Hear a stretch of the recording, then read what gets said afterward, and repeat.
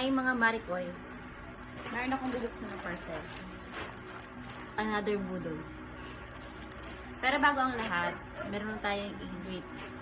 Birthday niya today. Happy birthday kay Sir Jobert Palmero. Happy birthday po! O siya, eto na nga. Kusito tayo dito sa aking unboxing. Another budol. Walang katapusang pambubudol. Ito yung una. Actually, outfit ko talaga to dapat nung gala namin ng Daddy Junior. Kasi hindi na umabot. Hindi ko napansin na overseas pala. So, ito yung una. Ang ganda nito mga mare kasi hindi mo na kailangan magsuot ng bra. Kasi meron na siyang foam. Diba? Yan. Ang umiyak sa baba. Gusto mong pumunta dito.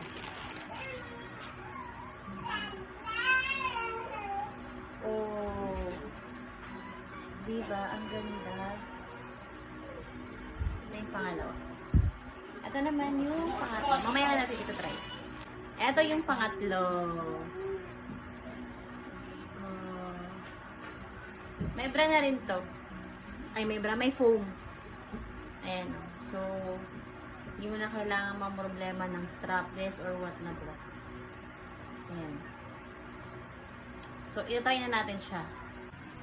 So, ayan. Itatry na natin yung ating mga nangudo. Diba? Ganyan ang buhay ng isang mommy vlogger. Charot. Huh? So, i-try natin ito muna. Ito, mga mare, wala tong ano. Wala tong foam. So, ito muna yung una natin i-try. Tignan natin kung maganda.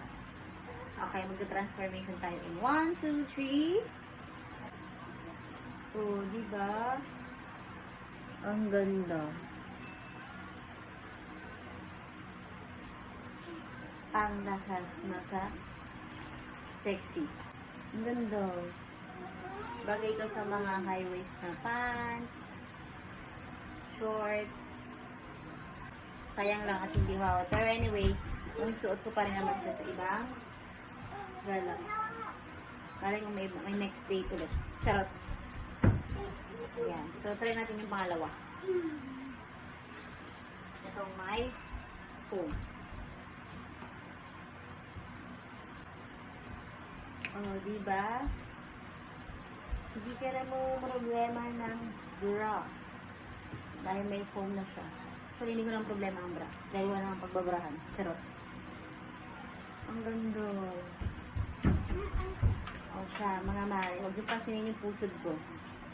Nagkalmot yan ni Wolverine. Ito naman natin itong pangatlo. Ito naman ay block. Try natin in 1, 2, 3.